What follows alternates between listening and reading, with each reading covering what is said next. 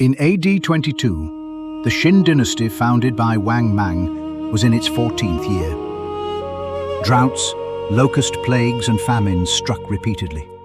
Bandits and armed refugees rose everywhere. The empire was on the verge of total chaos.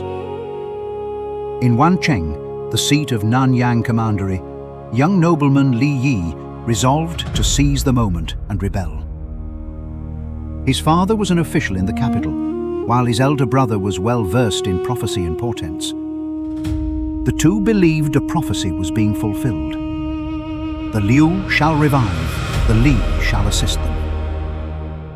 Judging that the ruling order would soon collapse, they had to quickly find a collaborator with Han imperial blood, local prestige and military appeal. Their first choice was Liu Yan, a Nanyang noble. Liu Yan came from Chongling in Nanyang. His ancestors had been Marquis of Chongling. By his generation the title was lost. Tough and fond of heroes, he always kept a large retinue of retainers, wielding great influence among the Nanyang clans and local armed groups. In the final years of Han Dynasty, he had already started contacting kinsmen and local strongmen to prepare an uprising. The Li brothers believed that among the Han imperial clansmen in Nanyang, only the Liu Yan brothers could both shelter retainers and organize large-scale action. But Liu Yan was not in Wancheng. His younger brother Liu Xiu, however, was in hiding there. Li Yi sought out Liu Xiu and proposed the uprising. They would exploit a local military inspection to attack Nanyang forces, seize weapons and assemble troops, and then capture Wancheng. Liu Xiu initially refused. Yet he knew Liu Yan had long gathered retainers and would eventually launch a great enterprise. Famine was worsening. The local government could not keep order, and the Liu clan was already under surveillance. Waiting would not remove the danger. Liu Xiu finally agreed. Together with the Li family, they bought bows and crossbows, arranged communications, and then Li Yi escorted Liu Xiu out of Wancheng toward Chongling. Unfortunately, soon after they left, news of the plot leaked. Li Yi's father in the capital and 64 clan members in Wancheng were executed. Only his elder brother and a few others vanished. There was no way back. Li Yi understood that his future would be tightly bound to the Liu brothers, above all, to Liu Yan. Liu Yan was a direct descendant of a son of Emperor Jing, the Prince of Changsha. His branch had been enfeoffed as marquises at Chongling. After several generations, by his father's time, they were only county magistrates. Liu Yan was the eldest son. The second was Liu Zhong, the youngest Liu Xiu, and there were 3 daughters. Liu Yan never saw himself as a mere landowner. He knew the story of the Han founding and deliberately modelled himself on the early Liu Bang. He despised farm work, gave away wealth, and befriended local warriors, knights errant and fugitives, settling their disputes and shielding them from the authorities.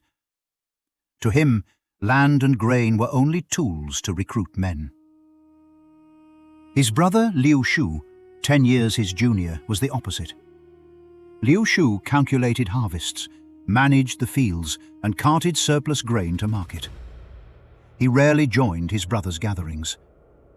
Liu Yan often mocked him for being too cautious and honest, fit only to guard the family estate, just like Liu Bang's second brother, who was good only at managing the household.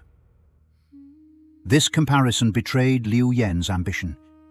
He intended to become the next Liu Bang. He prepared meticulously.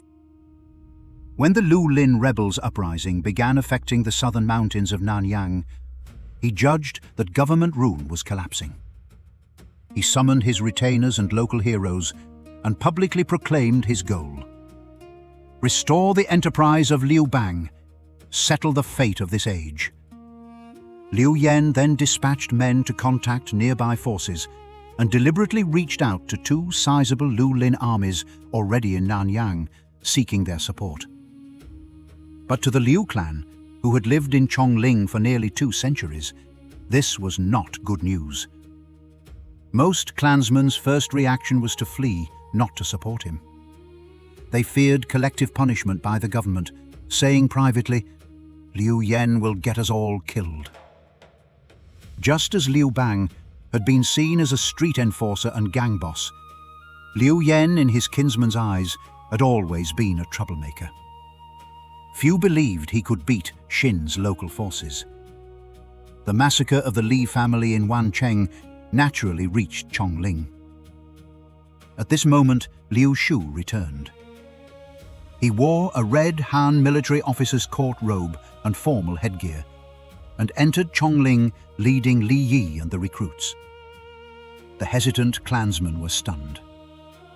Liu Xiu had a reputation for caution and honesty. He never lightly joined dangerous ventures. Someone said, "Even this cautious and upright man has joined." Only then did they seriously reconsider Liu Yan's plan. The scattered kinsmen began to return. Liu Yan eventually mustered 7,000 or 8,000 men, with himself as commander. 2 Lulin armies also agreed to ally with the Liu clan. The allied force then attacked nearby offices and county towns. Though their numbers were considerable, their equipment was poor. As Liu Yan's brother, Liu Xiu, still had no warhorse, he followed the army riding an ox. Only after they killed a county commander did he obtain his first horse. The early operations succeeded, winning several battles and even capturing an important county town. These victories rapidly swelled the army, but also created new problems. The Liu clan and the Lulin forces clashed over booty. The Lulin men accused the Liu members of taking too many valuables, and internal strife nearly erupted.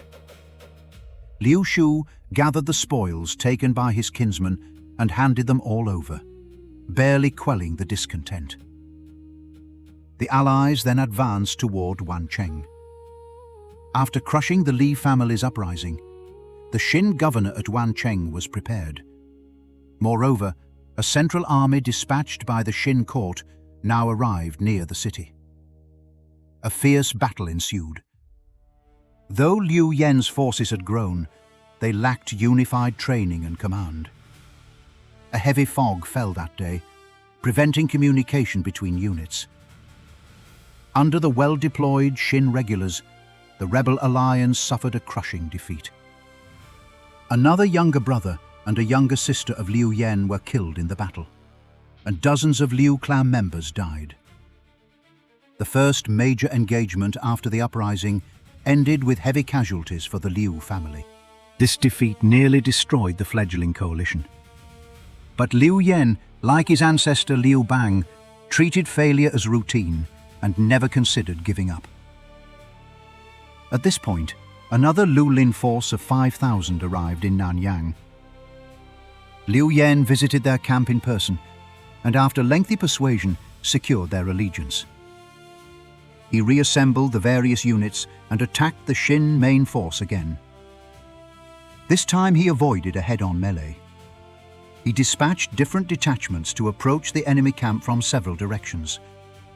The Liu clan and original allies pinned them down, while the newly arrived Lulin troops struck from another flank. Unable to cope with multi-directional assault, the Xin formation collapsed, and 2 senior commanders were killed. This was the first decisive victory since the uprising. Liu Yan seized government weapons and grain, swelling his ranks rapidly. The Lulin commanders changed their attitude and accepted his unified command. Liu Yan then pushed towards Wancheng, denying the authorities any chance to reorganize their defense. Just then, another Xin regular army, said to number over 100,000, arrived in Nanyang. It intended to assemble before Liu Yan's force closed on Wancheng, but Liu Yan struck first. They clashed outside the city. The Xin army was again defeated, Over 3,000 were killed, and the survivors withdrew into the city. Liu Yan cut the roads and completely besieged Wancheng. When news reached Chang'an, Wang Mang began to regard Liu Yan as the most dangerous rebel leader. He offered a reward of 50,000 households and 100,000 catties of gold for his head. The court ordered officials in the capital and provinces to paint portraits of Liu Yan and shoot arrows at them daily, demonstrating their resolve to execute him.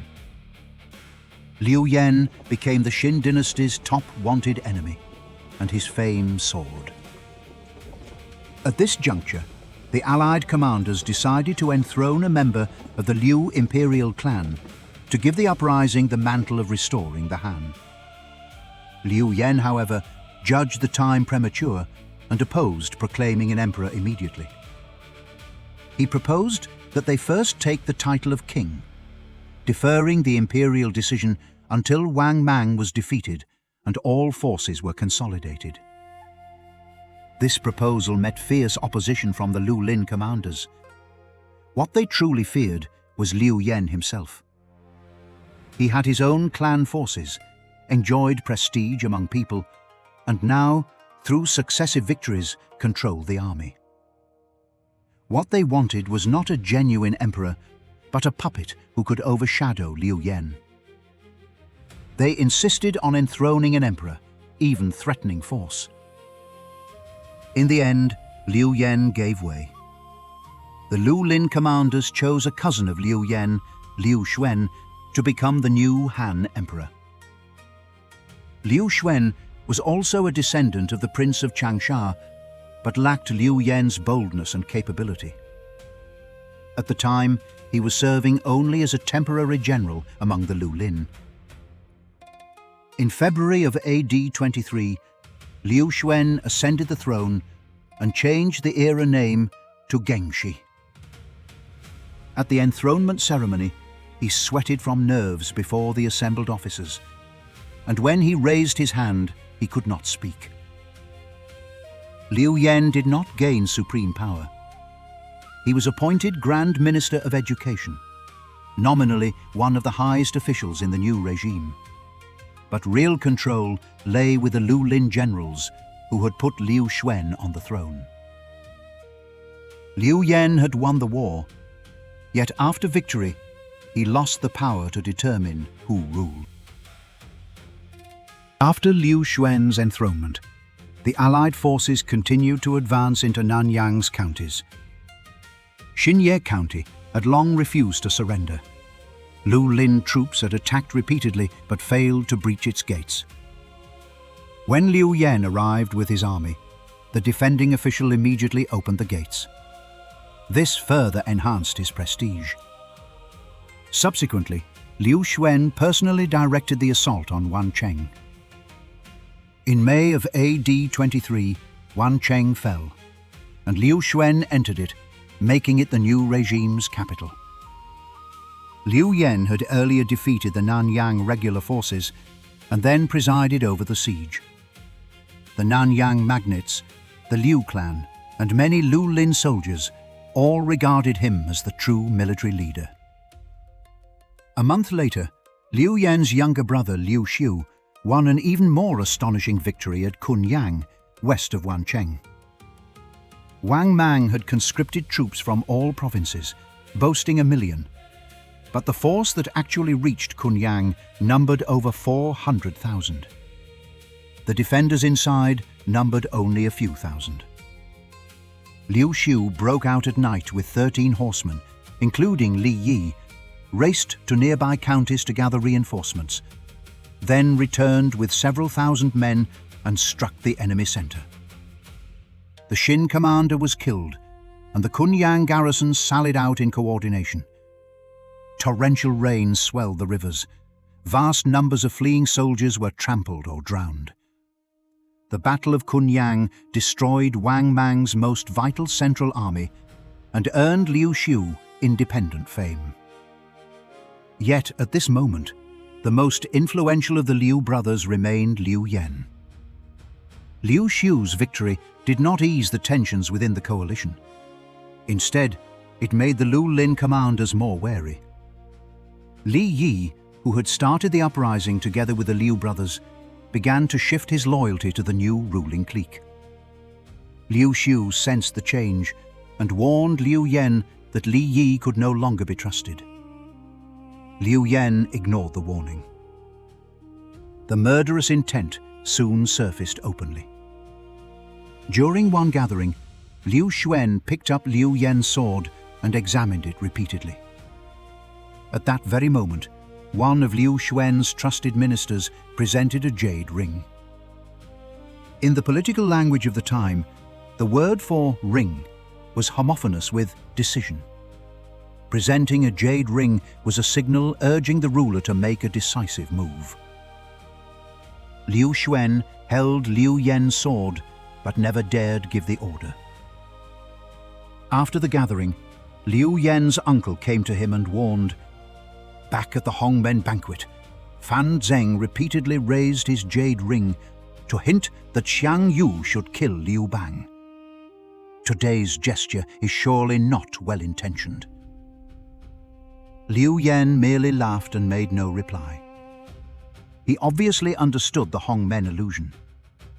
He had always cast himself in the role of Liu Bang. Xiang Yu had failed to kill Liu Bang at the banquet, and Liu Bang eventually won the empire. Now a weak new emperor and a few Lulin origin generals had likewise failed to strike during the feast. Liu Yan therefore did not withdraw from Wancheng, nor did he summon his own troops to guard him. But Liu Yan was not Liu Bang. He would have no second chance to escape. One of his subordinate commanders was a fierce fighter with great prestige in the army. After hearing of Liu Xuan's accession, he openly declared that it was the Liu Yan brothers who had launched the uprising and planned the enterprise. Liu Xuan had no right to be emperor. Liu Xuan tried to grant him a new general's title, but he refused. Liu Xuan and the Lulin commanders finally found their pretext. They assembled several thousand soldiers in battle array, arrested this commander, and prepared to execute him. When Liu Yan learned of this, he immediately intervened to argue and demanded the release of his officer. Li Yi and another Lulin leader urged Liu Xuan to seize the chance and arrest Liu Yan as well. Liu Yan was arrested that very day and summarily killed. There was no public trial. The man who had raised the clan from Chongling, won over the Lulin, defeated Nanyang's main forces and besieged Wancheng, died at the hands of the new regime he had helped to create. Why Li Yi made this choice? The histories do not record his explanation. One possible inference is that the prophecy, "The Liu shall revive, the Li shall assist," only mandated that he assist a Liu, without specifying which one. Li Yi ultimately chose the already enthroned Liu Xuan over the Liu Yan he had originally backed. Next, the Gengshi Emperor Liu Xuan had to decide what to do with Liu Yan's younger brother, Liu Xiu, who had just won the Battle of Kunyang. As a fellow clansman, Liu Xuan knew that Liu Xiu had always seemed far more cautious than Liu Yan. In his youth, he managed the family fields and studied the classics in the capital, content with grasping only the main ideas. At that time, he saw the commander of the capital guard, the officer in charge of the capital's security, parading with orderly chariots and numerous attendants, and he famously remarked, "An official should aim to be commander of the capital guard. A wife should be Yin Lihua." That was the youthful aspiration Liu Xiu publicly expressed. A single post, a celebrated noblewoman, nothing more. But times had changed. When Liu Yan was killed, Liu Xiu had just crushed Wang Mang's central army at Kunyang. Liu Yan's former subordinates in Nanyang still existed. Liu Xuan may already have regretted listening to Li Yi and killing Liu Yan. But to everyone's surprise, when Liu Xiu heard of his brother's death, he hurried from the front to Wancheng to offer his apology in person. He did not question what crime Liu Yan had committed. Instead, he took the blame upon himself, saying that his brother had defied the court and that he too deserved punishment. Former colleagues of Liu Yan came to mourn. Liu Xiu dared not speak with them privately, merely repeating self-criticism. He did not mention Kunyang or his recent merits. He even did not dare wear mourning publicly, eating normally every day and keeping his composure in conversation. Liu Xuan sent people to observe him, and the reports were consistent. Liu Xiu was not mobilizing troops, not contacting Liu Yan's close associates, and showing no sign of preparing for revenge. It was precisely in this period, virtually the time he should have been mourning his brother, that Liu Xiu married the love of his youth, Yin Lihua. That year, Yin Lihua was 19. She came from a prominent family in Xinye, owned extensive lands, and had kin throughout Nanyang. With Liu Yan just killed, Liu Xiu did not hold a public funeral, but swiftly completed the marriage. The histories simply record that he married in the 6th month of that year, without indicating whether it was a political arrangement. Yet the marriage at once established a formal bond with one of Nanyang's most powerful local families. Liu Xuan had been bracing for a military revolt. Now he felt relief, even further turning to shame. He did not pursue Liu Xiu further. On the contrary, he appointed him general-in-chief and enfeoffed him as a marquis. This bestowal recognized both the Kunyang merit and partly compensated for killing Liu Yan. Liu Xiu accepted the post without complaint. Liu Xuan was temporarily convinced that the threat posed by the Liu brothers had ended with Liu Yan's death. A few months later, the Wang Mang regime collapsed. Wang Mang was killed in his palace, and his head was sent to Wancheng. Meanwhile, the Gengxie forces had taken Luoyang, one of the most important cities east of the Guangzhong.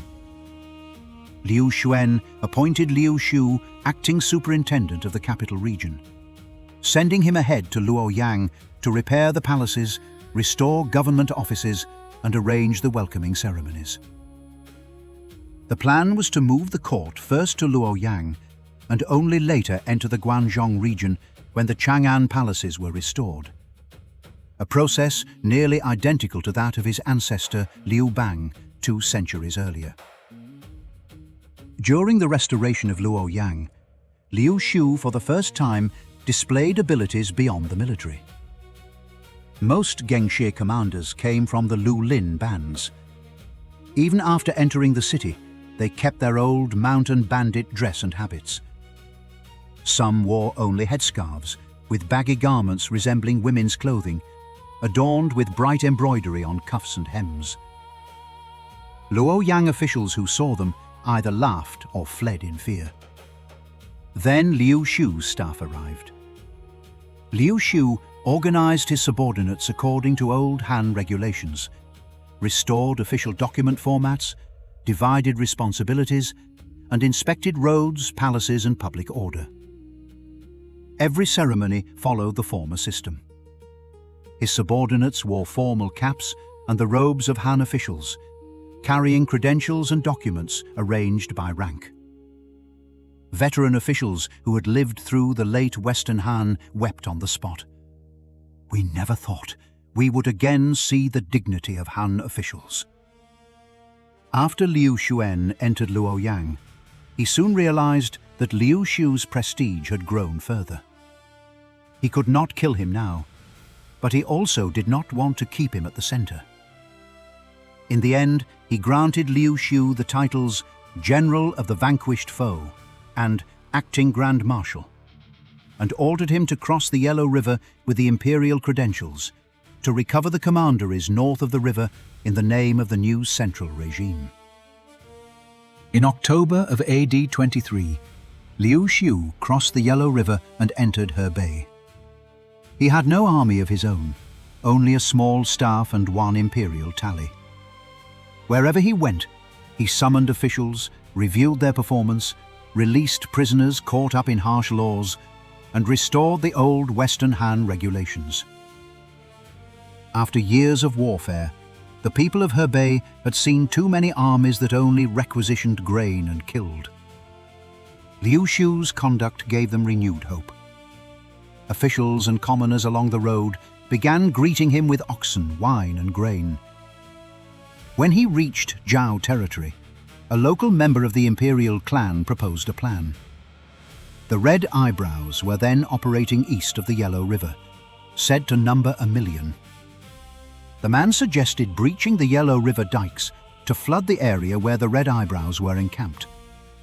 That could swiftly annihilate a formidable enemy, but it would also drown the riverside inhabitants, farmlands, and towns. Liu Xiu refused and did not even continue the discussion. He simply moved on. The rebuffed clansman then turned to someone else. He found a man who made a living as a diviner, proclaimed him a long-lost son of a Western Han emperor, and enthroned him. This man was Wang Lang. After the chaos of Wang Mang's final years, all of Hebei was looking for a ruler who could represent the Han house.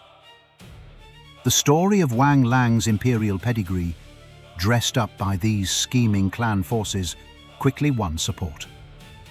Many local officials switched their allegiance. Wang Lang then styled himself Liu Xiu, proclaimed himself emperor in Zhao, and offered a reward of 100,000 households for the capture of Liu Xiu. The situation reversed almost overnight. Liu Xiu instantly became a hunted target. Local rebellions broke out along his route. Officials and residents raced out of towns to welcome Wang Lang's envoys. Unable to organize resistance, Liu Xiu could only flee. He dared not enter towns, marching day and night. His staff rested by the roadside, and food soon ran out.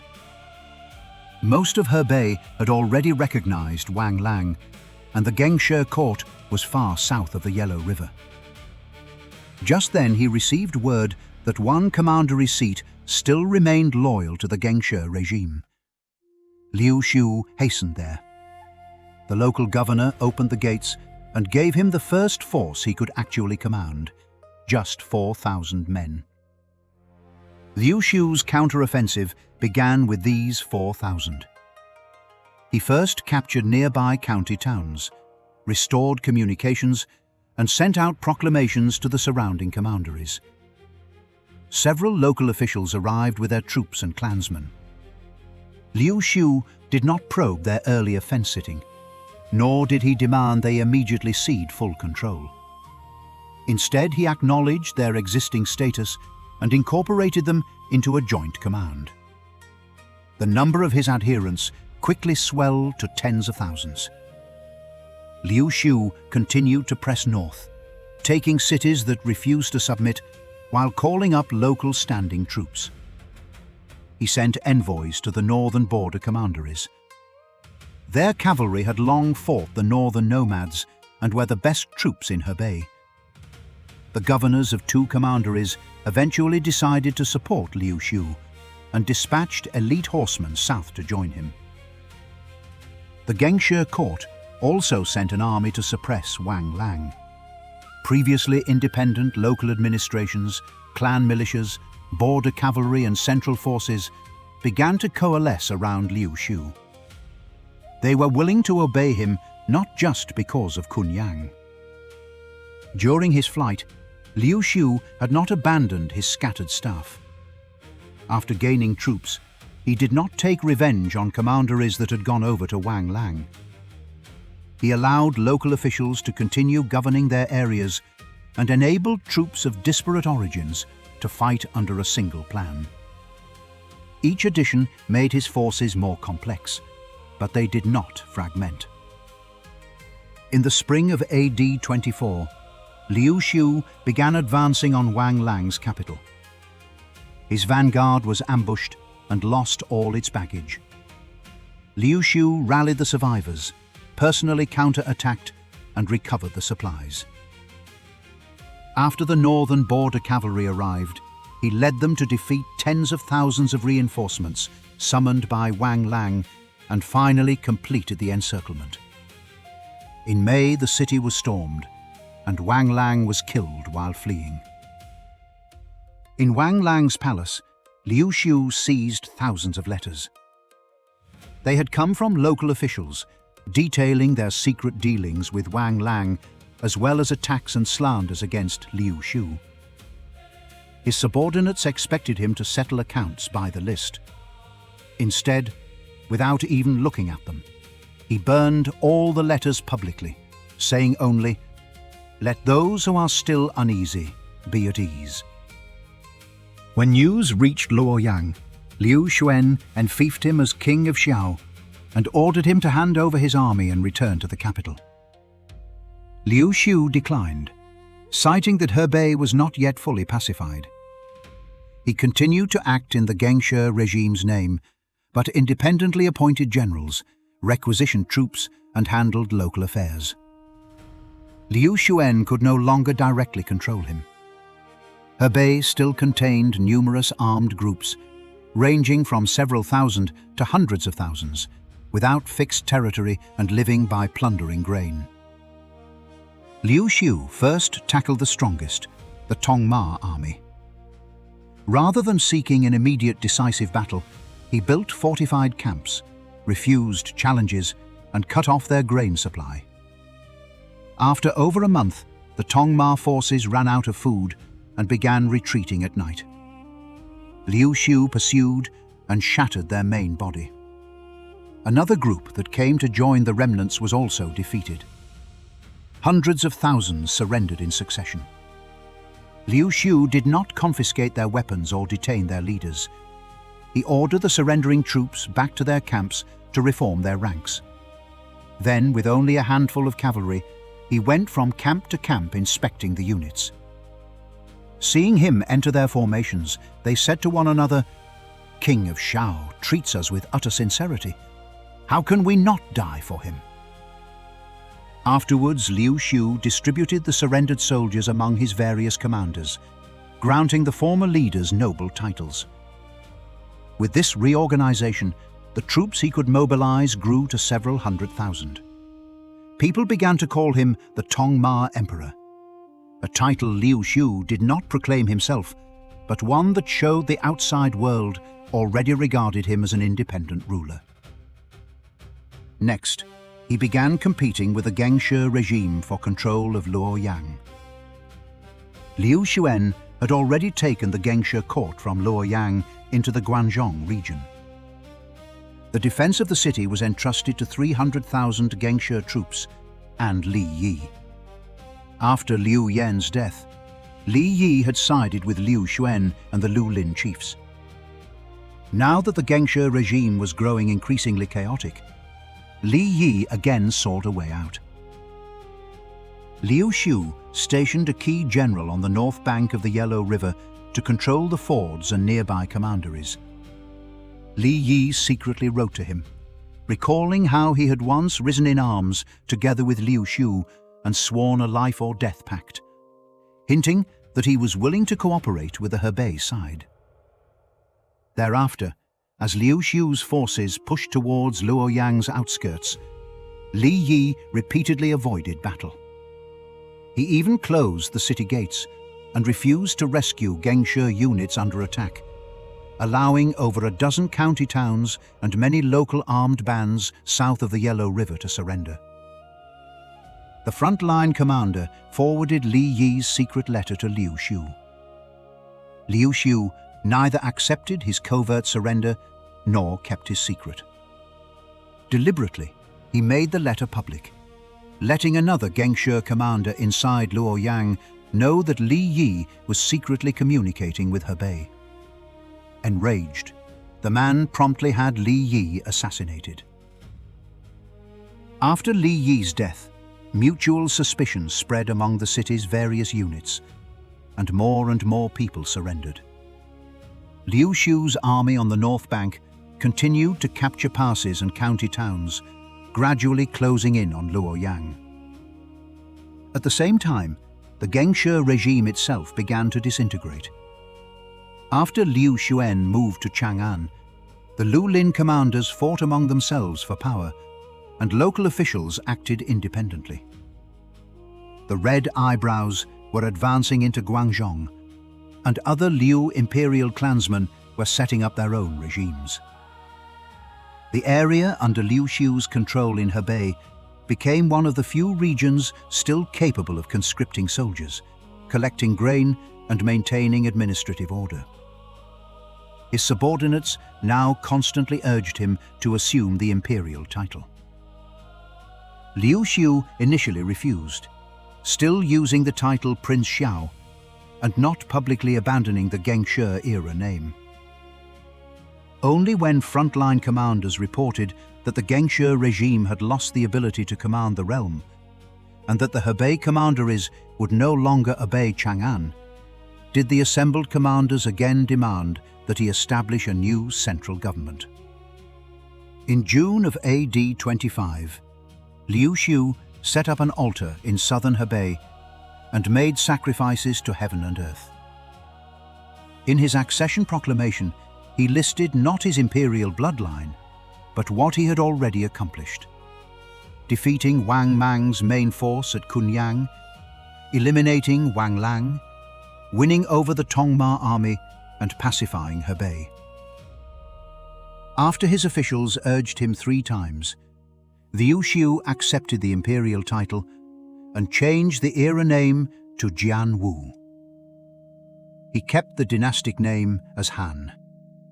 Historians date the founding of the Eastern Han to this day, but Luoyang was still in Gengshi hands. Chang'an was about to fall to the Red Eyebrows, and most of the empire had not yet recognized the new emperor. In AD 25, when Liu Xiu proclaimed himself emperor, he controlled only Hebei, Hanai, and areas east of Luoyang. Several emperors and scores of armies still divided the realm. With remarkable strategic judgment, Liu Xiu committed his limited forces to multiple fronts, deftly seizing on subtle shifts in the situation. The Guangzhong theatre changed first. The Red Eyebrows openly opposed the Gengshi regime and moved west into Guangzhong. They too found a 15-year-old Liu clansman, Liu Penze, a cattle-herding boy, and set him up as emperor. The Red Eyebrows then defeated the Gengshi forces and entered Chang'an. Liu Xuan, having lost his army, stripped off his upper garments and surrendered to the Red Eyebrows, handing over the Imperial Seal he had taken from Wang Mang to Liu Penze. But this did not alter his fate. When the Red Eyebrows exhausted Chang'an's grain and marched west to plunder, Liu Xuan was secretly put to death. The man who had been thrust onto the throne by the Lulin and had ordered Liu Yan's execution died at the hands of another vagabond army. Meanwhile, Liu Xiu sent his most trusted young general, Deng Yu, into Guangzhong. Liu Xiu judged that the Red Eyebrows could capture Chang'an, but could not govern Guangzhong. Their numbers were enormous. They had no steady grain supply and lacked an administrative system. Once Chang'an ran out of food, they would inevitably move on. Liu Xiu therefore did not chase them personally. He ordered Deng Yu to hold his position and wait for the Red Eyebrows and the Gengshi regime to exhaust each other. But Deng Yu, only 24, failed to grasp Liu Xiu's intent. Facing the Red Eyebrows' million-strong host, he repeatedly sought open battle and repeatedly lost.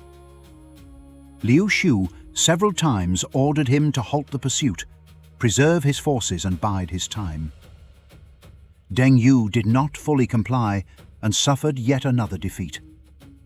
His soldiers starved and deserted, and the territory he had just taken was steadily lost. Deng Yu's failures did not alter Liu Xiu's overall assessment of the Guangzhong campaign. After entering Chang'an, the Red Eyebrows, as expected, failed to establish an effective government. When the grain ran out, they burned the palaces, forced the starving population westward in search of food, and suffered heavy losses from severe cold and mountain roads. Unable to continue west, they turned back to the Chang'an area, dug up the Western Han imperial tombs, and looted the grave goods. But ruined Chang'an and Guangzhong could no longer sustain 1 million refugees. With no other choice, the Red Eyebrows decided to leave Guangzhong and return east to their old homeland. As Guangzhong descended into chaos, Luoyang, following the collapse of the Gengshi regime, finally surrendered. Liu Xiu immediately converted it into the seat of the new central government. Palaces were repaired, offices reorganized, and the systems of documents, seals, and court audiences were restored according to Western Han precedents. Liu Xiu also built a temple to Gaozu in Luoyang and installed the spirit tablets of the 11 Western Han emperors that had been rescued from Chang'an. To Liu Xiu, these wooden tablets and bureaucratic institutions mattered as much as the army. The Red Eyebrows could occupy Chang'an. Liu Xuan had once possessed the Imperial Seal. But only a man who could protect the ancestral temple, restore the sacrifices, and maintain the commanderies could turn Han back into a real state. In early AD 27, the Red Eyebrows began retreating eastward. Liu Xiu had already set up 2 lines of defense. One army held the main passes between Guangzhong and Luoyang, while another was stationed at Yiyang. He did not actively pursue them, nor did he commit all his forces to an uncontrollable melee. He simply needed to seal off the Red Eyebrows' route east and let hunger drive them into the predetermined position. After a series of desperate, chaotic battles, the remnants of the Red Eyebrows were forced to turn towards Yiyang, straight into the trap Liu Xiu had laid. Liu Xiu arrived at the front in person. He ordered his 6 divisions to deploy in sequence. The finest infantry in front, the central army behind, cavalry and guards on either flank, with banners unfurled, a magnificent display of military might. As the Red Eyebrows emerged from the mountain paths, they saw the army arrayed before them and their retreat cut off behind. They halted and sent envoys to request surrender.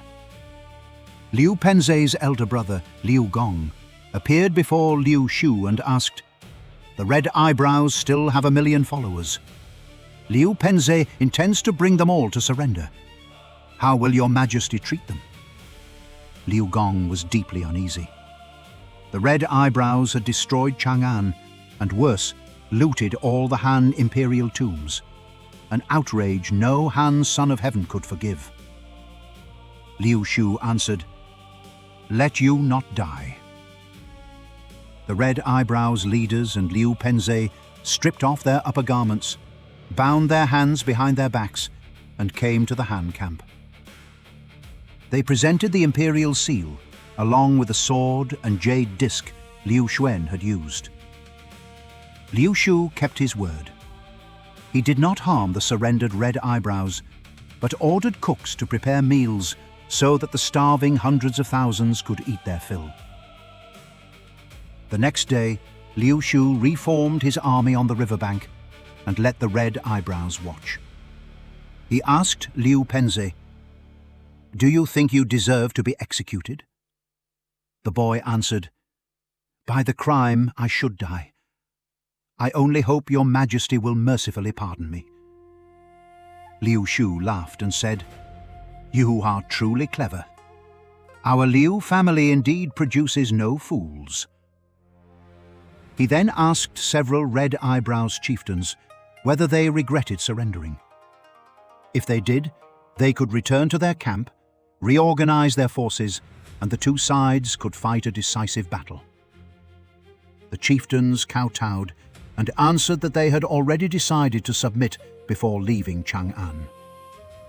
Being able to surrender now was like leaving a tiger's mouth and returning to a loving mother. They had no regrets whatsoever. Liu Xiu provided residences and farmland for the main Red Eyebrows leaders and assigned Liu Pengzi a post in the imperial clan's princely establishment. When Liu Pengzi later lost his eyesight, Liu Xiu granted him the tax revenue from a government estate to support him for life. Some Red Eyebrows chieftains later rebelled again and were then lawfully executed. Liu Xiu did not carry out mass reprisals for the burning of Chang'an or the desecration of the imperial tombs. Liu Xuan, killed by the Red Eyebrows, was also given a proper burial. Liu Xiu ordered his body recovered and interred him with royal honors. Liu Xuan had killed Liu Yan and had once tried to strip Liu Xiu of his military authority. Yet after the Gengshi regime fell, Liu Xiu did not let the former emperor's corpse lie exposed. What he needed to deal with was no longer fraternal vengeance, but the question of how the Han imperial dignity was to be transferred from one failed regime to another. After the Red Eyebrows surrendered, Liu Xiu returned to Luoyang. He issued an edict attributing the submission of over 100,000 men and the return of the Imperial Seal to his ancestors and his soldiers, not to himself. Then, selecting an auspicious day, he entered the temple of Gaozu. Inside, the spirit tablets of the former emperors, rescued from the flames, were arrayed. The officials stood according to the restored Han ritual. Liu Xiu offered sacrifices to Gaozu in the High Temple and formally received the Imperial Seal. This seal had originated with the first Emperor of Qin, passed through 2 centuries of Western Han before falling into Wang Mang's hands, then moved from Wang Mang's palace to the Gengshi regime, was carried out of Chang'an by the Red Eyebrows, and was finally handed to Liu Xiu at Yiyang. Liu Xiu had been emperor for over a year, but only now did the imperial regalia of Western Han, the ancestral sacrifices, and the new court at Luoyang converge in a single person. Outside the hall, the realm was not yet unified. Separatists still held the east, the northwest, and the south. But the symbols of the Han Empire had at last been reassembled once more.